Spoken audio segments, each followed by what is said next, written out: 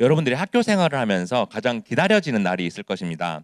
발표회나 학예회 같은 학교의 행사들도 있을 것이고 또 새학기가 되어서 다음 학년으로 올라가는 개학일도 있을 것입니다. 그런데 무엇보다 고등학교를 마치고 졸업하는 날을 가장 기다릴 것 같습니다. 특히 이제 우리 고3 친구들은 수능이 끝나서 졸업이 더 기다려질 것입니다. 그런데 한편으로는 아쉽기도 합니다. 그동안 학업 때문에 힘들긴 했지만 돌이켜보면 학교 생활을 하는 동안 열심히 공부하면서 느꼈던 보람과 성취감이 있었을 것입니다. 또 친구들과 학교 생활을 같이 하면서 많은 추억을 쌓았을 것입니다. 전도사님도 고등학교 때 친구들과 함께 장난치면서 놀았던 기억이 인생에서 가장 즐거운 추억으로 남아 있습니다. 그래도 입시 준비로 인해서 고된 시간을 보냈기 때문에 졸업을 하는 것이 아쉽지는 않았습니다. 우리 친구들도 마찬가지로 졸업이 아쉽기보다는 기다려질 것입니다. 또 대학에 가거나 취업을 하면서 청소년 신분에서 벗어나서 성인으로서의 새로운 시작을 기대할 것입니다. 그리고 부모님으로부터 독립하고 또 자유로운 삶을 기대할 것입니다. 이처럼 졸업은 끝인 동시에 새로운 시작이기도 합니다. 그런데 인간의 죽음은 어떨까요? 인간의 죽음 또한 끝인 동시에 새로운 시작일까요? 세상 사람들은 죽음이 인생의 끝이라고 생각하고 죽음을 두려워합니다. 그들은 죽음 후에 무엇이 기다리고 있는지 모릅니다. 그래서 구원을 받지 못한 자들에게 죽음이란 두려운 것입니다. 하지만 그리스도인의 죽음은 다릅니다. 신자들은 그리스도의 은혜로 구원을 받아 모든 죄를 용서받았습니다. 따라서 죽음 아래 있지 않고 하나님 나라에서 영원히 살게 됩니다. 따라서 세상 사람들의 죽음은 아담의 불순종으로 율법의 저주를 받아서 영원히 사망하는 것입니다. 하지만 의인들의 죽음은 죄의 징벌이 아니라 영원한 삶으로 들어가는 것입니다. 그러므로 그리스도인에게 죽음이란 형벌이나 심판이 아닙니다. 그것은 완전한 성화의 수단입니다. 그래서 죽는 순간에 완전히 성화되어서 천국에서 영화를 누리게 됩니다. 그런데 죽음을 통하지 않고서는 성화되어 천국에 들어갈 수 없습니다. 그래서 그리스도인이 죽는 것이 하나님의 영광을 보는 것이고 그리스도인이 죽음을 두려워하지 않는 이유입니다. 그런데 신자들은 죽은 후에 중간 상태에 들어가게 됩니다. 이것을 우리는 중간기라고도 합니다. 따라서 예수님이 재림하실 때까지 신자들은 중간기 상태에 놓입니다. 그래서 영혼은 하늘나라에 올라가서 예수님과 지속적으로 행복한 교제를 누리게 됩니다. 그리고 육체는 죽은 상태에 있지만 예수님이 재림하시는 그날에 육체도 부활하게 됩니다. 이 사실에 대해 하이델베르크 교리문답 제57문에서 이렇게 말합니다. 제가 질문을 읽겠습니다. 몸이 다시 사는 것은 당신에게 어떤 위로를 줍니까? 여러분들이 답을 읽겠습니다. 시작.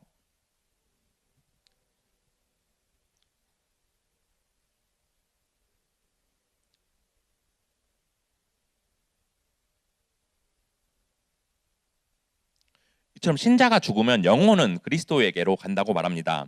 그리고 그리스도의 능력으로 몸도 일으킴을 받아서 영혼과 결합한다고 말합니다. 그런데 이 일은 예수님이 재림하시는 그날에 이루어지는 것입니다. 그래서 예수님이 이 땅에 재림하시는 바로 그날 신자들의 육체가 부활합니다. 그리고 육체와 영혼이 결합해서 예수님과 같이 영화로운 몸이 됩니다. 그런데 신자들이 갖게 될 부활의 몸은 이전과는 다른 몸이 됩니다. 이것을 우리는 부활체라고 합니다. 그래서 현재의 몸보다 말할 수 없이 영광스럽고 영적인 몸이 됩니다. 그런데 물론 다른 몸이 아니라 생전에 살아있을 때와 동일한 몸입니다. 왜냐하면 예수님도 장사되셨던 몸 그대로 다시 살아나셨기 때문입니다. 이 사실에 대해서 웨스트민스터 대유리문답 87문에서는 이렇게 말하고 있습니다. 제가 질문을 읽겠습니다. 우리가 부활에 관해서 무엇을 믿어야 합니까? 여러분들이 한 번 더 답을 읽겠습니다. 시작.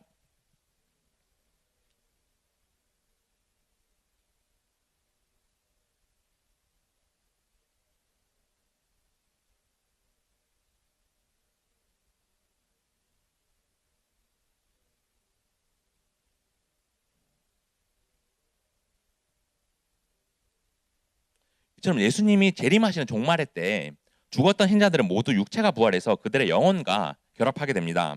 그리고 살아있는 신자들은 죽지 않고 영광스러운 육체로 순식간에 변화됩니다. 이처럼 하나님은 우리의 완전한 구원자이시기에 우리의 영혼만 구원하시는 것이 아니라 육체까지 구원하십니다. 그리고 이렇게 몸과 육체가 부활한 성도들이 누리게 될 유익은 무엇일까요? 여기에 관해서 웨스트민스터 소리문답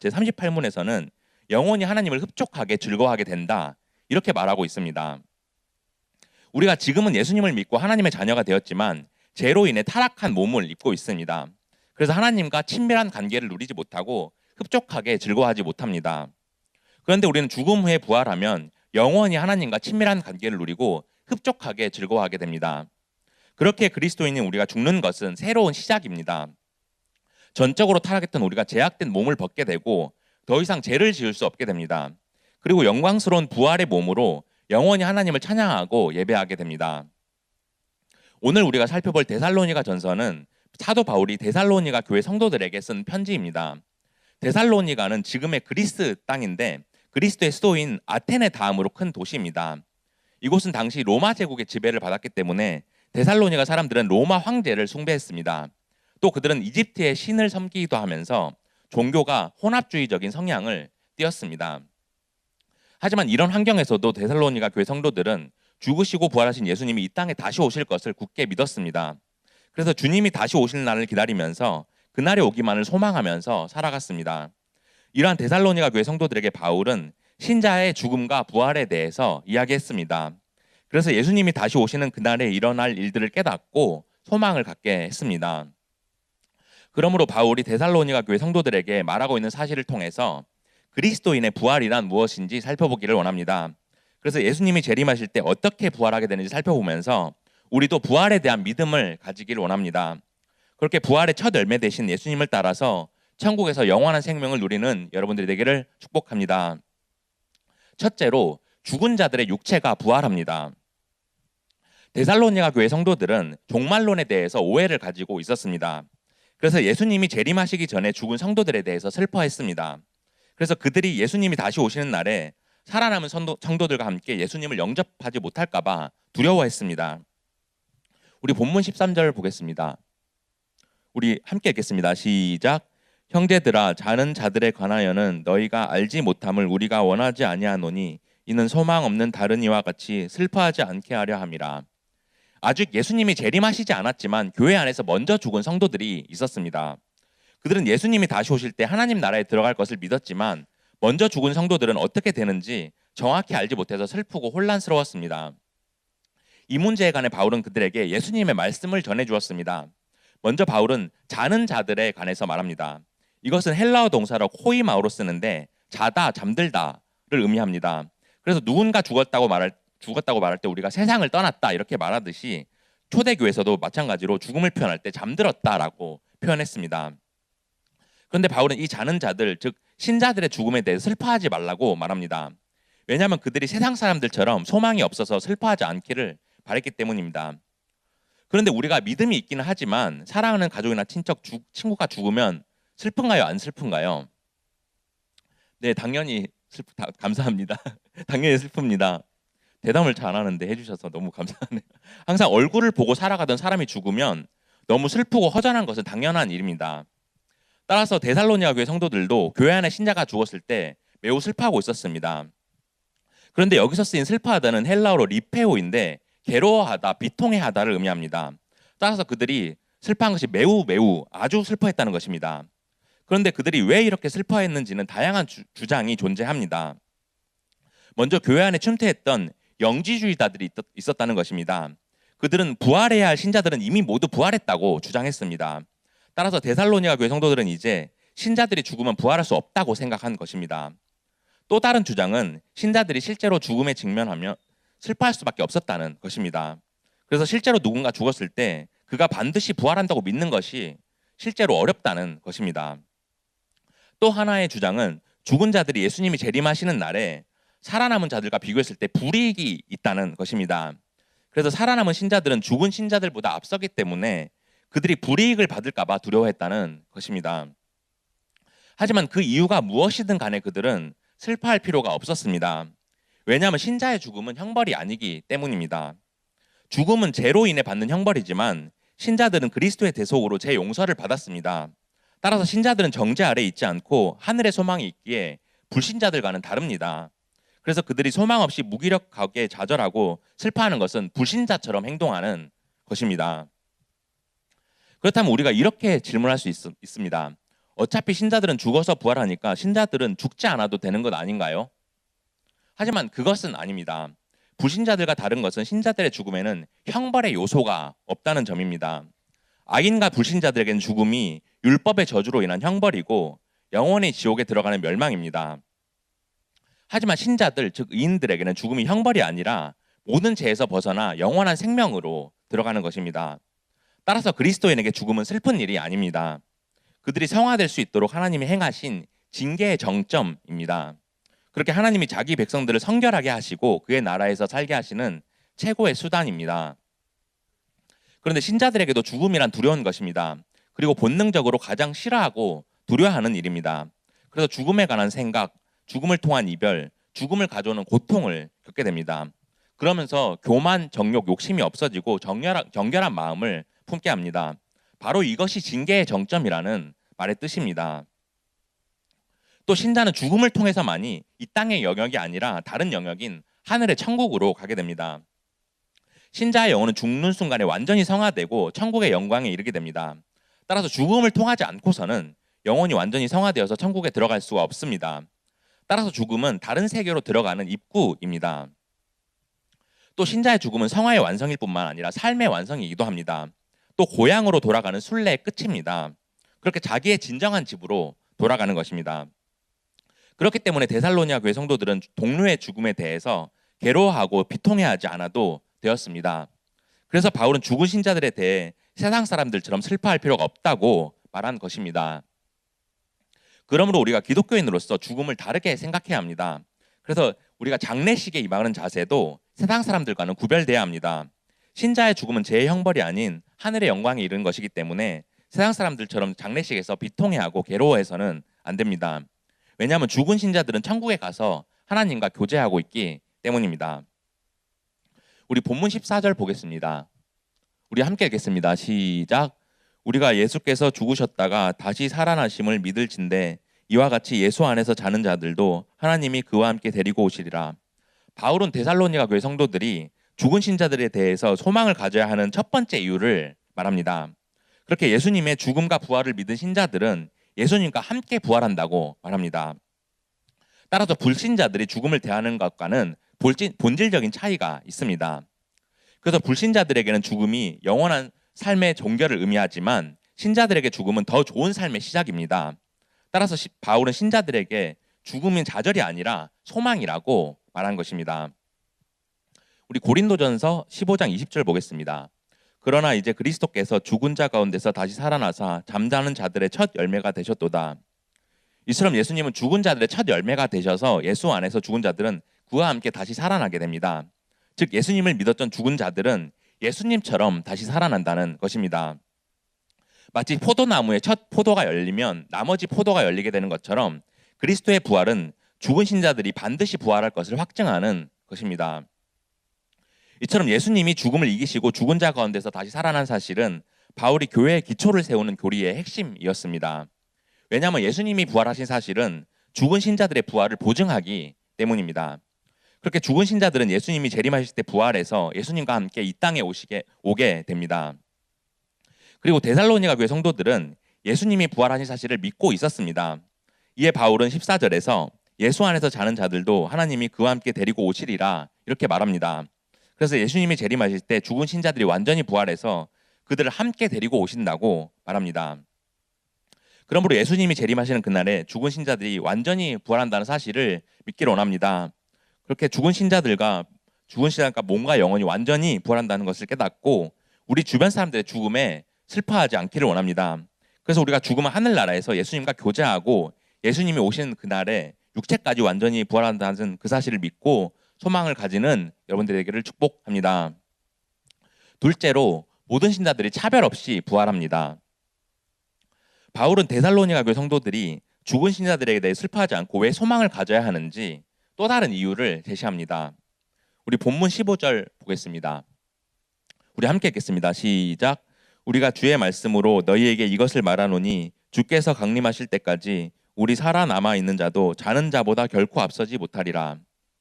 먼저 바울은 주의 말씀이라고 말하면서 예수님의 힘있고 권위 있는 말씀인 것을 말합니다. 그리고 주의 말씀에 대해 여러 가지 주장이 있는데 그 중에서도 바울이 복음서에 나오는 예수님의 말씀을 인용하고 있다는 주장이 가장 신비성이 있습니다. 그리고 바울은 예수님의 가르침을 말을 바꿔서 설명하는 것이 아니라 종말에 관한 예수님의 가르침을 더 쉽게 요약하고 있습니다.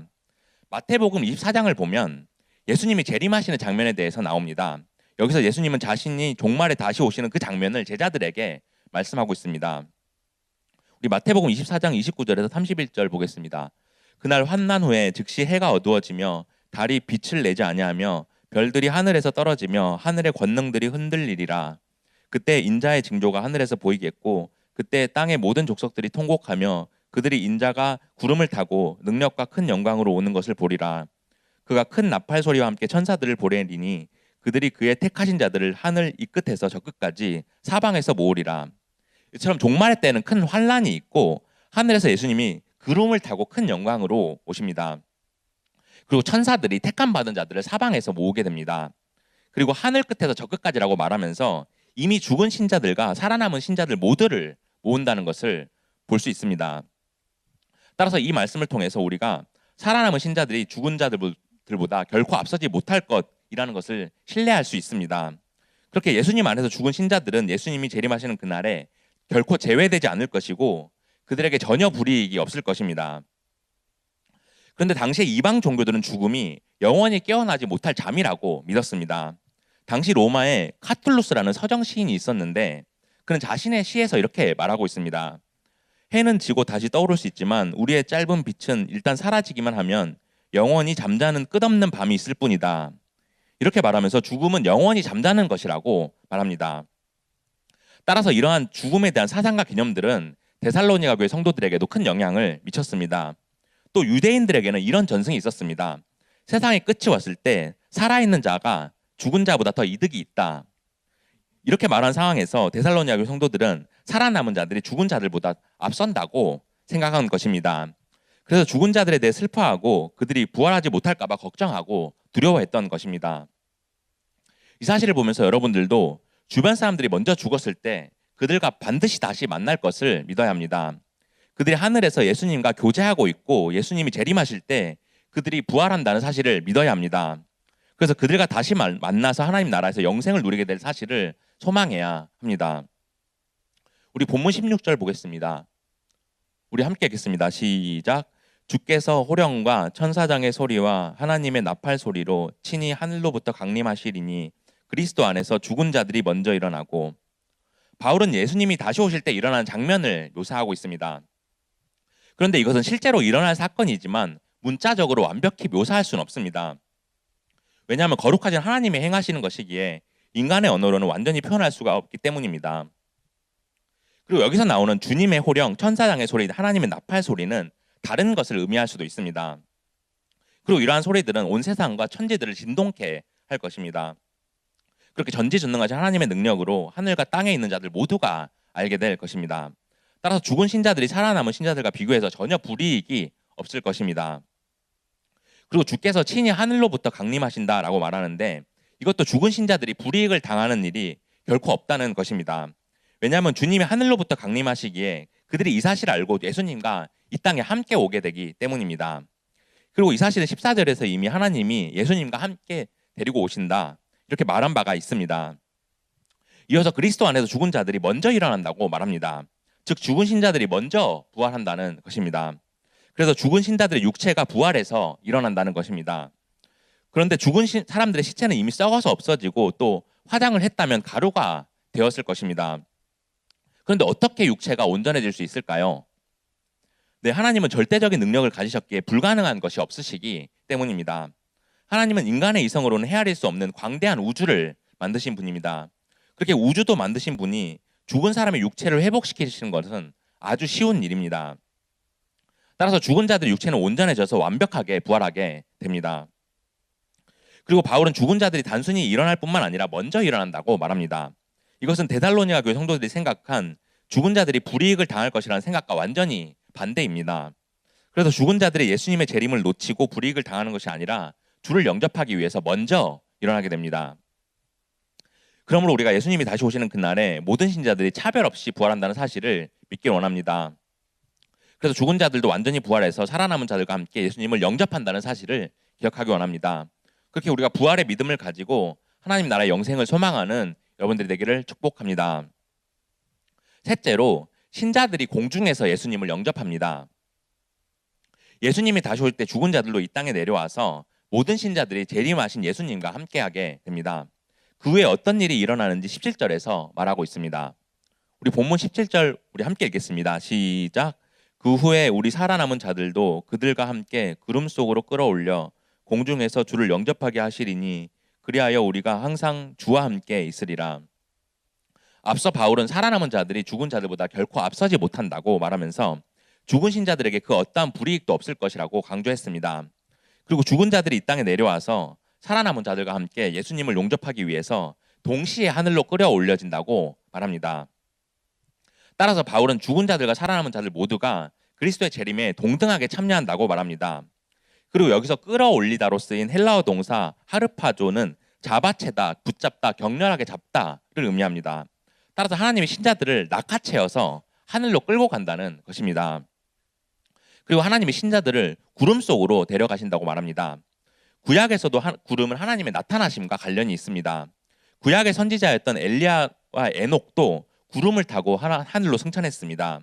그리고 다니엘은 부활하신 하나님이 승천하실 때 구름을 타고 가셨던 것처럼 예수님이 재림하실 때도 구름을 타고 오신다고 예언했습니다. 따라서 죽은 자들과 살아남은 자들 모두가 예수님처럼 구름을 타고 하늘에 올라간다는 사실을 말하는 것입니다. 그리고 이렇게 모든 신자들이 하늘로 올라가는 목적은 주를 영접하기 위해서라고 말합니다.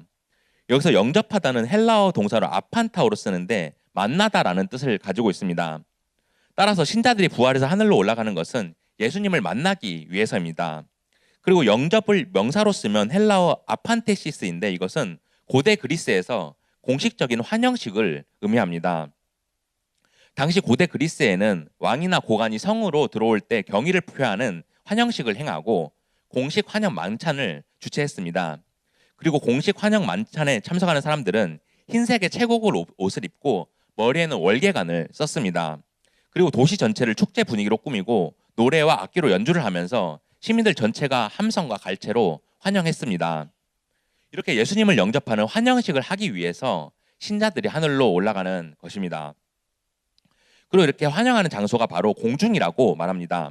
따라서 모든 신자들이 공중에서 재림하시는 예수님을 영접하기 위해서 하늘로 올라가게 됩니다. 그리고 예수님이 땅으로 내려오실 때 호위하면서 함께 내려오게 됩니다.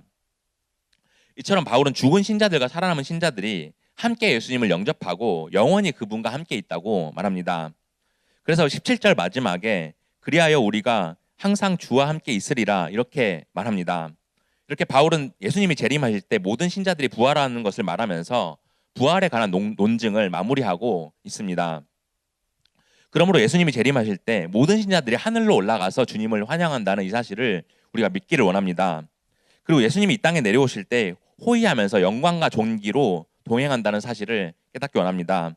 그렇게 죽은 자들과 살아남은 자들이 공중에서 예수님을 영접한다는 사실을 믿고 예수님이 다시 오시는 그날을 소망하는 여러분들이 되기를 축복합니다. 이제 말씀을 맺겠습니다. 사랑하는 고등부 친구들, 우리는 죽음이 두렵고 무서운 것이라고 생각할 수 있습니다. 하지만 그리스도인에게 죽음은 끝이 아니라 새로운 시작입니다. 신자들은 죽은 후에 영원히 하늘에서 예수님과 교제하고 예수님이 재림하실 때 육체도 부활해서 영혼과 결합하게 됩니다. 따라서 죽은 자들이 부활한다는 사실을 깨닫고 우리가 불신자들처럼 죽음에 대해서 슬퍼하면 안 됩니다. 가족이나 친척, 주변 사람들이 죽었을 때 슬프지만 그들이 천국에서 예수님과 교제하고 있다는 사실을 믿고 괴로워하거나 비통해서는 안 됩니다. 그래서 누군가 죽었을 때 슬퍼하는 것이 아니라 우리를 구원하심을 믿고 부활을 소망해야 합니다. 또 예수님 안에서 죽은 자들과 살아남은 자들 모두가 구원받는다는 사실을 믿어야 합니다. 그래서 우리 주변에 믿지 않는 사람들이 있다면 전도하고 특히 가족들이 믿지 않는다면 예수님을 영접하고 구원받도록 해야 합니다. 그래서 예수님이 다시 오시는 그날에 모두가 부활하게 된다는 사실을 믿음을 가져야 합니다.